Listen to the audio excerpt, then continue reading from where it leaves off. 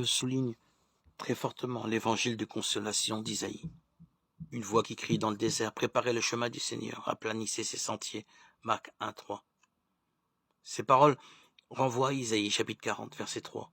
Au moment où il remontait de l'eau, il vit les cieux se déchirer, l'esprit comme une colombe descendre sur lui. Et des cieux vint une voix. Tu es mon fils bien-aimé, tu as toute ma faveur. Marc 1, 10, 11.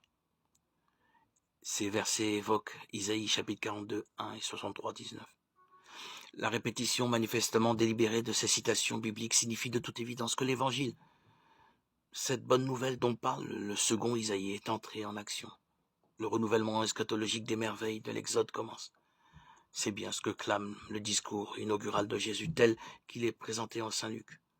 On lui présenta le livre du prophète Isaïe et déroulant le livre, il trouva le passage où il est écrit « L'Esprit du Seigneur est sur moi parce qu'il m'a consacré par l'onction. Il m'a envoyé porter la bonne nouvelle aux pauvres, annoncer aux captifs la délivrance et aux aveugles le retour à la vue, rendre la liberté aux opprimés, proclamer une année de grâce du Seigneur. » Il replia le livre, le rendit aux servants et s'assit. Tous dans la synagogue avaient les yeux fixés sur lui. Alors il se mit à leur dire « Aujourd'hui s'accomplit à vos oreilles ce passage de l'Écriture. » Luc 4, 18, 21. C'est à la joie de ce même message de consolation. Isaïe 61, 1, 3, 49. Isaïe 13, 55, 1, 2. Que fait allusion le discours inaugural des béatitudes. Bienheureux les pauvres en esprit, car le royaume des cieux est à eux. Matthieu 5, 3. C'est encore aux mêmes prophéties d'Isaïe, chapitre 26, 19, 29, 18, que Jésus renvoie les émissaires de Jean-Baptiste. Allez rapporter à Jean ce que vous entendez et voyez. Les aveugles voient, les boiteux marchent, les lépreux sont guéris, les sourds entendent, les morts ressuscitent, et la bonne nouvelle est annoncée aux pauvres. Matthieu 11, 4, 6, Luc 7, 22.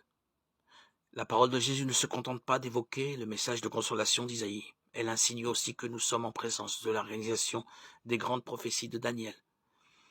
Derrière la formule « Les temps sont accomplis et le royaume de Dieu est proche » Marc 1, 15. Se profile la grande vision du royaume promis aux saints. Le temps arrive et les saints posséderont le royaume. Daniel 7, 22. Les béatitudes font penser au même mystère. Le Christ suggère qu'il est le Fils de l'homme, qui vient partager son royaume avec les saints